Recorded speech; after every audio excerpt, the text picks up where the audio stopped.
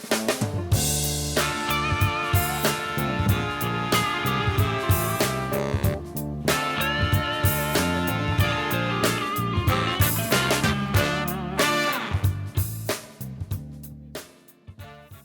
Jeeples, Kevin here from On the Trail with Kevin and Scott. We're actually here for a special show, call it a Christmas show.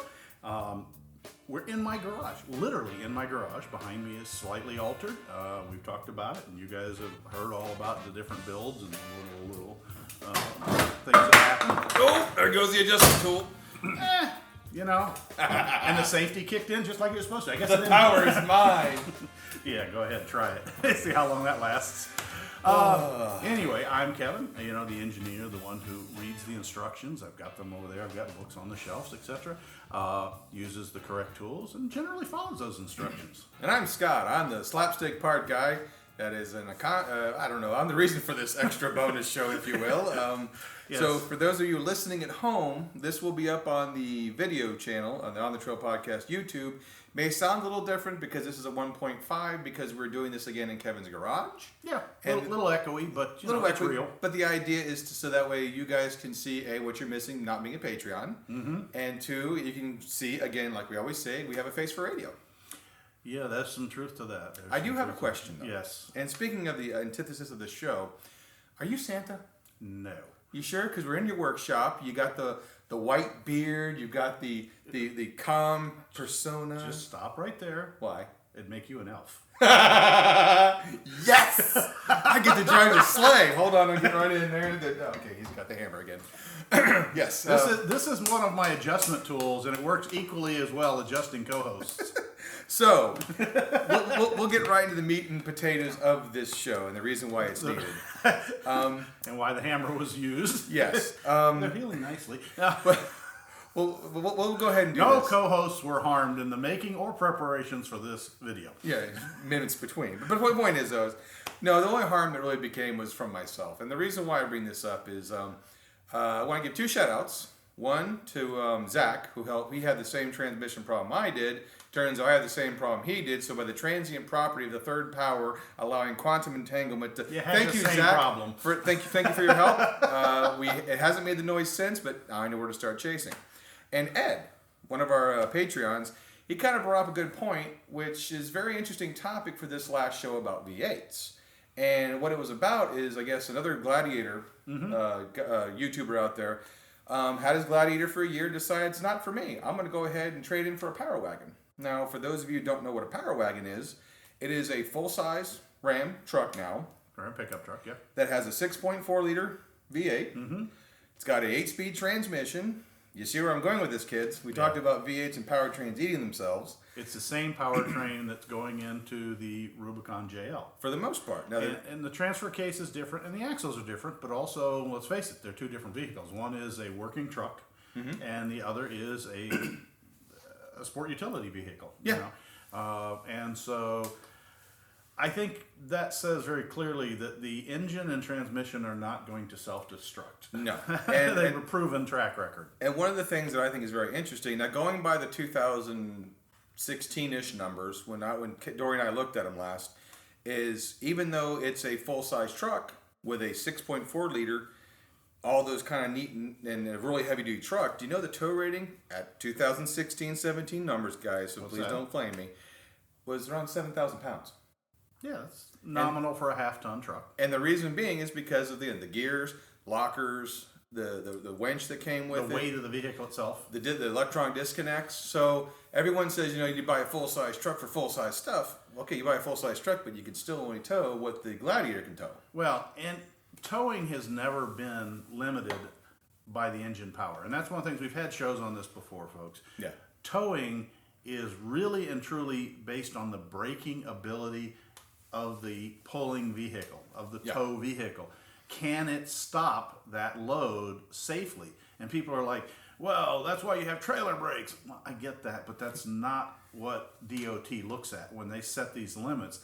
They assume trailer brakes have failed. Right. And what can you safely stop on the factory brakes in an emergency situation? Correct. So you may have the strongest, most pull a piece of the rock off of the side of Gibraltar, in a drivetrain. But if you got those little skinny brakes, you're not going to get a rating comparable to what your power to pull. Most things will pull way beyond their braking capacity. So when I see guys on the roads with JKs, with 30 foot flatbed trailers towing half a house on it, and see, my Jeep can tow it. Yeah, but can it stop it? Well, and I get tagged all the time now with people going, I want to tow a small camper, trailer, whatever, I get tagged, and everyone says, what do you think, Scott? You did it. And you know what? If you listened to those shows ago, I said, yeah, you can do it. You listen to me now? No. Well, no. You did it okay, but you also went through a few squirrely stops, didn't you? Where the trailer started going, hey, I want to keep going. No, but it was the 18-wheelers going past me on the highway. Did I have a problem with power? Yes, I did. But I had the 3.8 re-geared to 513. It was taxing the vehicle a lot. Now, I drove about 48 miles one way to Disney. Flat land, that was all I would ever do again. Yeah. I did one trip to Georgia with it, never again. For any other trip outside of Florida, or any trip more than 4 hours away, I rented a truck. I rented a diesel. Because after doing it one time, I'm like, nope, never doing that again. So my thing is that even with the Gladiator, if you can tow 7,000 pounds, finger quotations, I wouldn't tow much more than 4,000 pounds. Well, it's not starving from problem. It's not, but I see people with having 28-foot camper trailers that weigh 7,000 pounds. Oh, it did it fine. Okay, not me. And again, it does it fine when all your conditions are fine. Yeah. It's when conditions go sour. When you get that person coming off the on-ramp into your lane with no signal at 80 miles an hour and then slams on their brakes and you have to suddenly stop. And your brake controller decides, I don't feel like working today. Yeah. Those kinds of situations, it's all about the ability to stop. Second is ability to control, which is a weight to towed weight ratio. Mm-hmm. And lastly, then, is the power to get it moving. Yeah. There's never really a question of power to getting it moving because you can always move slow. Just think of the old semis that you see in the movies in the 60s and the 70s going up the Continental Divide and just down in first gear and kind of going up at about 26 miles an hour. Fun factoid. Yeah. That's how Freightliner got its start. Because Freightliner, they hauled freight and they were using other trucks and they kept starving for power, so they started designing their own rigs, and that's how they got started. I'm a sucker for old History Channel stuff. And how to watch it. But more to the meat of the other reason why we started this and why Kevin has a beautiful hammer here next to him is the show that's coming out, show 107. Mm-hmm. I have to make an apology about this show. Before he even goes into the show, because he doesn't want to redo the show. No, I don't. The show is what it's going to be, and it's going to be coming out on the 15th. Hopefully this will be done early. But basically, I try my best not to feed the trolls and get upset. And this is a personal growth moment. We'll share what works for us and what didn't. And again, a lot of the times I saw people online bashing the newer Jeeps, and all they would do is say, hey, that's not a real Jeep. This, the CJ is the real Jeep, and I would always post the picture of the Willys from World War II, saying, no, this is the real Jeep. This 4-cylinder, Dana 23-speed, 50 horsepower, whatever it was. This is a real Jeep, guys. You sit on the gas can. You sit on the gas can. So I found myself feeding the trolls, and I kept using terms like, these people out here, and Kevin kind of corrected me. He's like, no, that's a small window. Yeah. Small window of Jeepers. And after we got done recording the show, I realized I said some harsh language, that the old Jeeps were crap. But they're not. They're not. We respect the old iron. Again, I love old iron. I love old Jeeps. I love the history. I love the forward controls. I mean, it's Jeep. It's in my blood. I love it. But I found myself getting frustrated because of a few people that just are closed-minded, and if it's not an old Jeep, it's not a Jeep.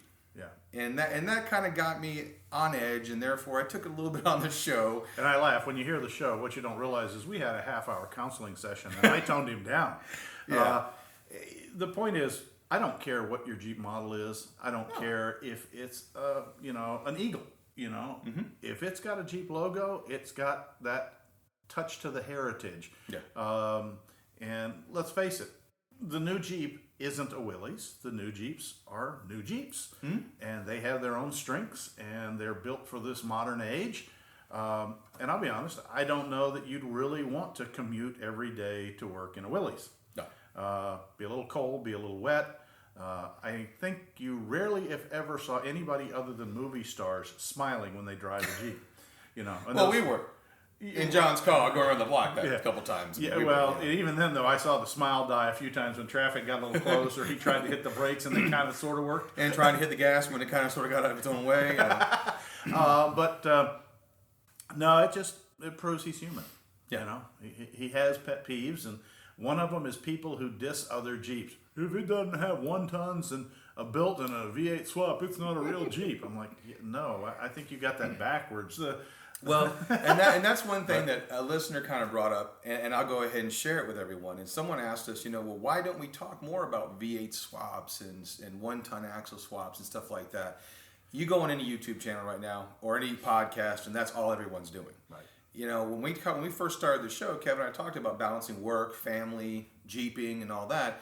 Most of the stuff, if you see the stuff that Kevin's done, it's a bolt-on head. The return on investment on money he's used keeping the Jeep whole is well within most people's budget. Yeah, it's well within most people's budget. I mean, we just cobbled my Jeep back together, for $78, because I'm cheap. Well, not that I'm cheap. I'm fiscally challenged at the moment. But more importantly, though, is I like to try and figure out a problem with the solutions with off-the-shelf items. Well, and again, what do you want to do with your Jeep? Yeah. We start every show with, what do you want to do with your Jeep? Not my Jeep. Yeah. Yours. If a V8 power is something you want, we did a show on that where I worked with a friend and we put a LS into a CJ7. Yeah. And I did the wiring harness, and that was a whoo. And you know what? That Jeep's still not on the road, and it's been years. Now, that's not entirely due to the amount of work. That's due to the budget and time restraints. So the project was kind of one of these do-it-as-you-can projects.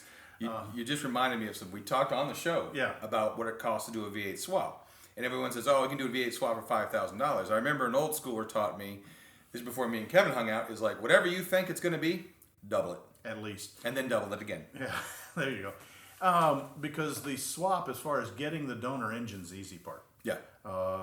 Everything else that goes along with it. And I know there's lots of posts, and I follow a lot of them about, oh, you can get it down to just 4 wires, and that's fine. You can. But can you get the speedometer work? Can you get the gas gauge to work? Can you get, all of the system? Can you get it to pass an inspection in the city or state or wherever you live? So we're not saying it's a bad thing, but the reason we haven't done it on the show is that that's not our Jeep, and we try to bring you firsthand experiences. Mm-hmm. So, slightly altered. Quite frankly, the only part of this Jeep that hasn't seen, the floor of this garage is the transmission. Yeah, but the pan has. Well, yeah, the pan comes down regularly yes. For service, and we talked about that just a couple shows ago. Mm-hmm. But it is as much a custom Jeep as a V8 swap. The engine's been worked over top to bottom, the cooling system, the air conditioning system, the lining, the body, you go on, axles, and we've shared that with you every step of the way. And I'm quite pleased to tell you it's a very competent little Jeep. And I enjoy, and this is why I did what I did, I enjoy going up to trailheads and I'm not so sure you should take this. Well, you telling me I can't? Well, no, but okay. I'm not going alone. I got the rest of my posse with me, and we go. And funny, at least several of the times, I'm the one pulling the people out. Trail shark over here. So I look at trail riding differently. I'm not about spinning tires, slinging mud. I'm about getting from point A to point B with as little environmental impact as possible. And drama. I had the very fortune to run into John Curry Sr., when he was still with us. Yep. And had a chat with him years ago, and it was fascinating that he and Mickey Thompson and a bunch of the original, Utah off-roaders, the Moab crew, the ones that actually started some of the Baja racing, he said that they actually had a little informal, and instead of who got there the quickest, everybody who spun a wheel lost points. Everybody that damaged a tree or left a black mark on a slick rock, that was a negative, not like today when I see people coming out of the pit. roaring smoke, and everything, and you realize that they have just left another 1/4 inch of rubber. And I'm not bad mouthing those. If that's what you like to do, and you do it in a legal, location where it's not a environmental, you're not leaving a mess for someone else to clean up. More power to you. More power to you. That's not me. Yeah. I enjoy wheeling quietly. I love it when we come around a bend and turn up a deer, or other wildlife. We haven't scared it away. Yeah, we're so yeah, my Jeep will roar if I put my foot down, but most of my wheeling's done in first gear, low range, at an idle. Yeah, I mean, when I put my foot down, something squeals or like ticks or whatever, and I'm joking, people. I'm joking. No, he's not. We just replaced the idler pulley a few minutes ago because you come into the driveway.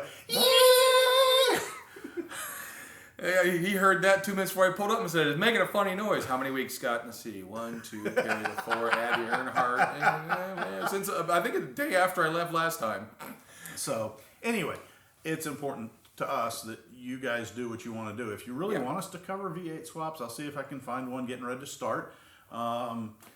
I've helped with a lot of things off camera. Several of the shops. We just rebuilt an AX15. Yeah. I wish I could have gotten the time to put that on a show, but this was one of my friends who was.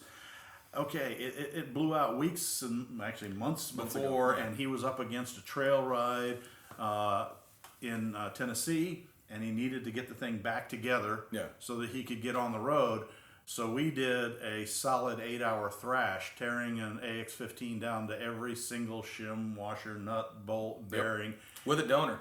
With a donor transmission, because we knew that we were going to find carnage, because it was an AX15 behind a small block Chevy and a very heavy right-footed driver. And so I don't know. I told him, I said, knowing you are and how you drive, I'll give you 15 feet and 15 minutes warranty. It's got a Georgia warranty. You break it, get to keep both halves. So anyway, otherwise, everybody here, we hope you're getting ready for your holiday season. We're getting ready for Christmas. Yes. If you're getting ready for Kwanzaa, if you're getting ready for Hanukkah, whatever, we hope you have a joyous and family-filled time. And I just wanted to slide that in beforehand. I'm not trying to close the show. No. I'm just... One of the things I wanted to bring up, and this is going to be my New Year's resolution for moving forward, is, and again, we always talk about things on the interwebs, and it was a very interesting... You're going to stop watching the interwebs? No. It was actually very interesting. It was on one of the Jeep Gladiator forums, and the guy goes, every time a new member asks a new question, and it had the guy standing there with 1,000 arrows in him, like he stood up, and all of a sudden everyone shot him with an arrow. And it kind of, back to the thing about feeding the trolls and me getting frustration, I kind of remember when I first started Jeeping way back in the early 2000s. And that was, I used to see things all the time saying, I got this TJ, this YJ, this Wrangler. And I remember looking at that going, what's the difference? Why can't you just call it a Wrangler? A Wrangler's a Wrangler. What's the difference? And I remember I had no one to ask these questions. So yes, I had the wherewithal to do the research and go find out. But times are different now. And I know sometimes when we see the 10,000th, can I fit 35s on my Jeep without a lift question, I even found myself getting caught up in the Google it. Yep. Just Google it before you ask the question. And now I kind of realize that even though some would say that's the right thing to do, I still want to take the idea of teaching people to learn and find their own answers. But that might mean helping them with their first question. Yep. So even me, sometimes when I roll my eyes, even at work, hey, how do I find this part? I go, ugh, come on. Stop that. This is me kind of realizing and self-realizing that from the January, actually right now today, when this is recorded, moving forward, I'm going to try and have more patience with newer Jeepers. When they have a question, I'm going to do my best to help. And what I would suggest, Scott, as well as to you people that are having the same exasperation, remember when you first started. And don't just necessarily answer their question, because that doesn't start the learning process and the research process. Say, well, here's what worked for me, but you should go check out these websites and read up for your model or your question specifics. Or on thetrailpodcast.com. Shameless plug. Shameless plug. But the key there is, remember, this is where new Jeepers come from. And if there aren't new Jeepers, there won't be new Jeeps. There won't be new parks. And there won't be more parts. And there won't be the whole aftermarket that we've all come to know. And there won't be no off-road parks. Yep. So, so remember that new people are actually the new lifeblood to Jeeping. And we want to keep that going. You can get exasperated when the person is the same person who has asked the same question for the 37th time, expecting a different answer. Yeah. There's a term for that, and I won't repeat it on air. You can figure out what it is. But, you know, I think you should welcome new Jeepers. It's just another version of Jeepers helping Jeepers. You see a Jeep broke down on the side of the road, most of us in the majority pull over and offer to help. If you can, safely. Safely, but you know, okay, pick it to a trail and somebody's stuck. You don't drive by going, hey, good luck when you're stuck. You usually do try to help them out and see if they can be, you know, need anything. So, you know, take those new guys and girls and kids by the hand, so to speak, you know, and mentor them a little bit, because as somebody's finding out right now, the best way to learn is to have someone ask you to teach. And he just got asked to teach. And I got asked to teach. and, you know, and we forgot to do the one thing. And the reason why I really wanted to bring this forward, kind of a self-serving goal, is I went to my mailbox the other day. Okay. And I opened up and there was a letter from the North Pole. And it said, ask Klaus, I think. I can't spell or read very well. And it was coal dust. So I kind of realized that maybe I should cough, eat some crow, and realize that A, the show coming out right now, because again, he knows when you're sleeping, knows when you're awake, and knows when you've been a troll. And also to again, realize that, you know, again, we're all susceptible to it. Like he says, about the exacerbation and getting it. Frustrations. You know, be the better person, be the better trail guy. I'm seeing a ton of illegal wheeling lately. And I want to be that guy going, you know, and blasting. Nope, I picked my one message proper to the group leader, trail team, and say, hey, you know, that's a no-no spot. Oh, yeah, it's fine. Okay, and I let it go, and I drop it. Let it go. But you've given, you've informed him of his error, Yep. and he chooses to continue on. You've really, that's about all you can do, because unless your salary comes from a certain governmental agency or federal agency, Yeah. I get it. We're not here to turn, turn in names. It's just, we try to educate. That's at least what we do. Speaking of educate, don't forget to take your face diapers and air them out every once in a while. Yeah. After a while, you don't want to be breathing or rebreathing the same stuff you exhaled for the last month and a half. Yeah, or give them an occasional wash, you know. Yes. And I mean, next thing you know, the steel eagle from inside the center console will chase you down if you don't do it. Easter egg. Watch the videos, guys. They're important. There's like 3 Easter eggs here. I hope someone gets it. Yeah. If you see one of the Easter eggs, be sure to email us at onthetrailpodcast@gmail.com. Subject, Easter egg. And he'll do something. I have no idea what I'll do. I'll answer it. I could be on the couch watching Scrooge. I don't know. Yeah, well, that's true too. You know, I had an interesting thought here. I don't know if the cables allow it, but I think you're willing to try it. You know, we keep getting pestered about the fact that we do our builds in some big special Magical building with lots of specialty tools, and we never see it. You know, I think the favorite one is, you guys aren't really amateurs, you're some sort of a corporate sponsor. So do you think you can slowly pan this around and we will show them the location here? I do want to show them one thing. You know, we're corporately sponsored. Here's my dollar in my wallet. Yeah. Well, no, actually, is it okay if I give Mark and everyone a shout out? Oh, absolutely. Again, a big shout out to our corporate Patreons, Yeah. Mark at Wrangler Fix. Again, if you're looking for gift ideas, Mark Lawson at the Jeep Lab local.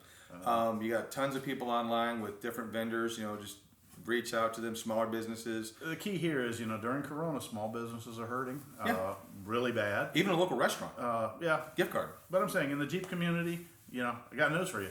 We go to a couple of the restaurants where the owners are Jeepers. And I will go there and patronize them as well as any other small business.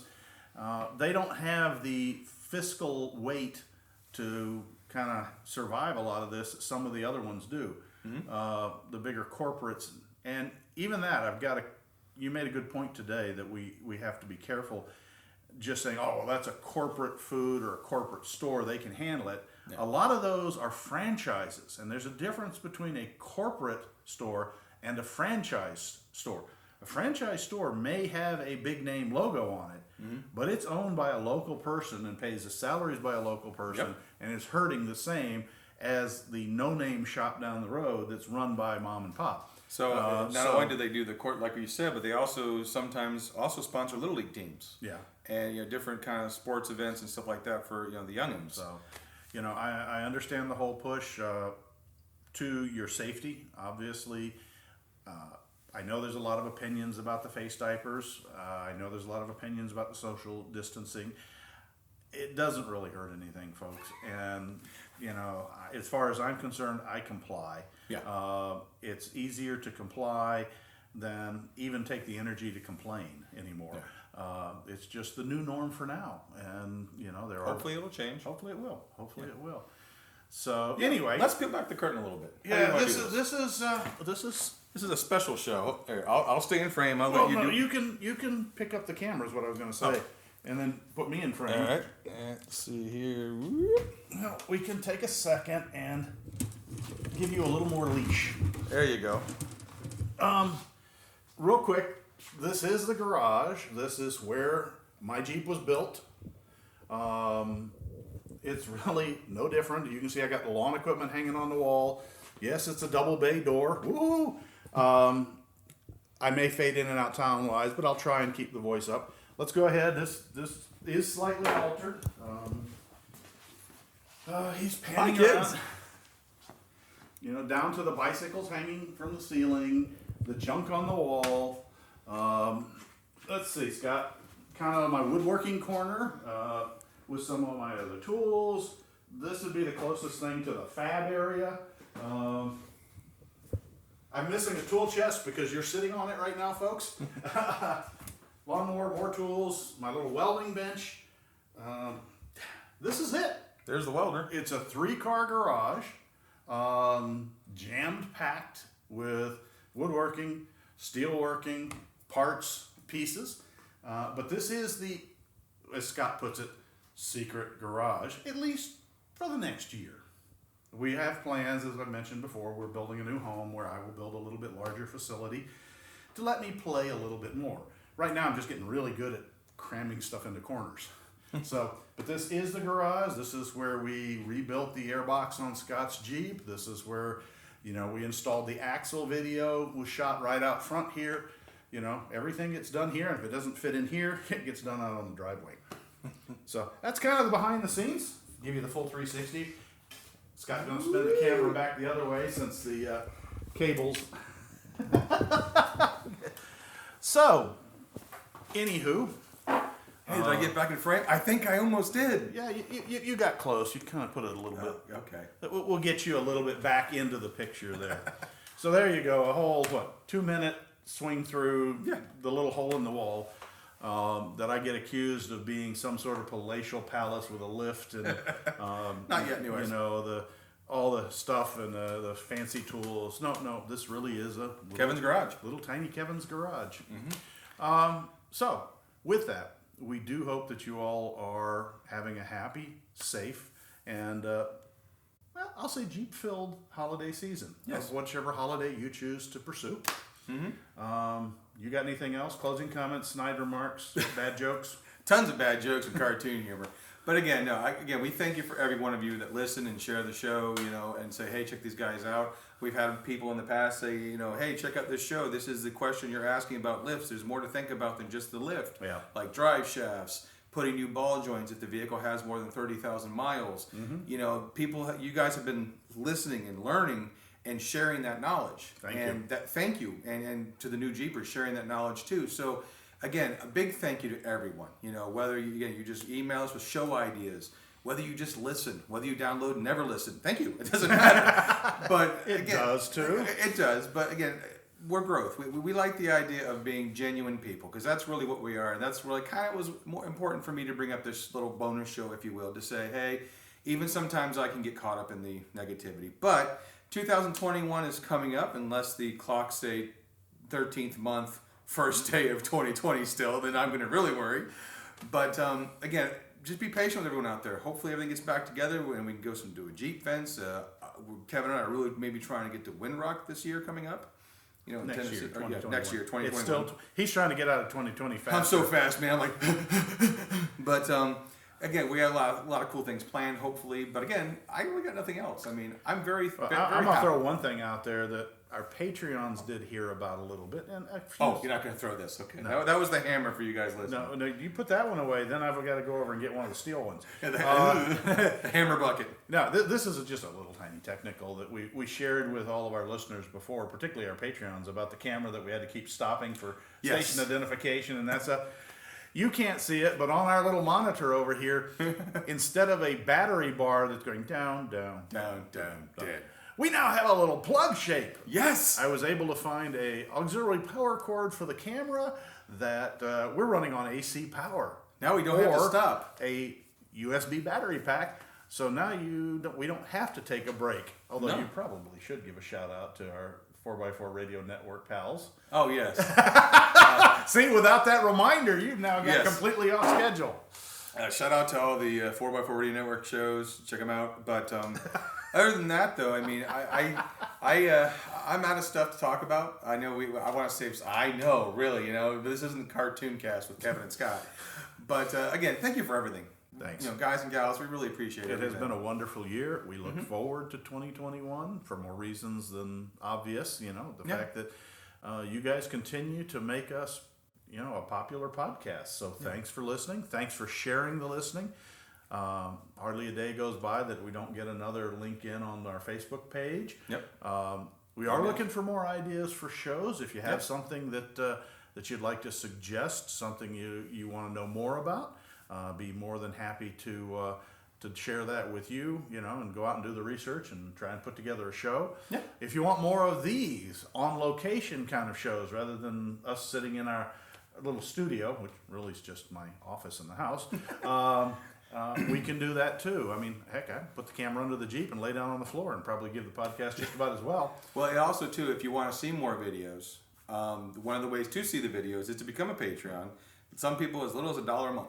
Yeah. You know what I mean? It's not expensive. It helps the show, out. Obviously you saw the lighting kit when we turn around. That was the Patreons, stuff like that. So, again, those are ideas if you want to.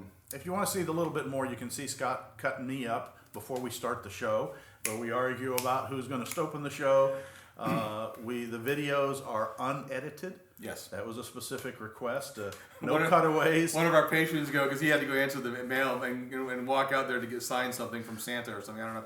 And so I'm sitting there, I start doing the dance like this, and everyone's like, love the impromptu dance. Like, I gotta do something. I got time to fill. It's dead air. I gotta do something. Na, na, na, na, na, na. Scott will sit here doing jazz hands for you. Jazz hands. Hey, Rocky. I'll do whatever. I don't care. But the point is, though, is that, again, every little bit helps. And to Patreons, they get special perks, Yep. We had a round of Patreon-only stickers. We had a round of stickers and a round of shirts, Yep. But, again, those are just ideas. But, again, if you can't and just want to share the show, thank you. Send us an email saying, Scott, we love you. Kevin, which is 90% of the emails. Kevin, thank you so much for your insightful technical stuff. Can you shut Scott up? No, I'm joking. They never said that. No, but the point, though, is thank you. All right, folks. Well, with that, you're going to get this early, obviously, and then almost immediately you're going to get the show that he's talking about. So now if you watch this video, you're going to know that Scott gets to lose his cool. And we let it stay on video for the Patreons. It's on audio. You didn't take too much of it out when you edited the audio, did you? No, I left the CRAP word in there. Oh, okay. I let it go, and you can. I tightened it up a little bit, but I feel it's true. I don't want to be one of these people that polish too much and have everyone go, well, a completely different guy online than this. No, there is no filter here, literally. That's why we have the hammer. And that's all in good fun, folks. Yes. I do not hit him over the head. I usually give him a hand and lift him up out of the hole. Exactly. I'll do a virtual smack or two, but you got to remember, I'm the old guy. He's the young guy. You wouldn't know it. This guy's got more energy than me half the time. It's interesting, he gets in job site mode, and all of a sudden he's like, zing! I'm like, all right, I gotta catch up, But, you wouldn't know this cat. This cat's like a machine. But moving on, other than that, I think it's time we, I would say lock the hubs and hit the four-wheel drive, but unfortunately we hit the garage. We had to roll that up and got to do this, got to pack the lights away. No, I think we just say the show is over. Thank you again. Yes. Happy holidays, Merry Christmas, Happy Kwanzaa, Hanukkah, whatever. Kwanzaa, you name it, doesn't matter. Feliz Navidad. Enjoy. Enjoy. That's Yes. the key. And if you have family to share it with your family. That's what the season's really about. Yep. So again, thank you very much. Look forward to 2021 and all the shows next year. Yeah, and I promise our show 1 for the show's 108, the first show will be done really low in case anybody's got a hand. They can turn the volume down. Okay, good point. That was my last joke for the year. Bye now. Bye. Thanks, Patreons. Bye bye.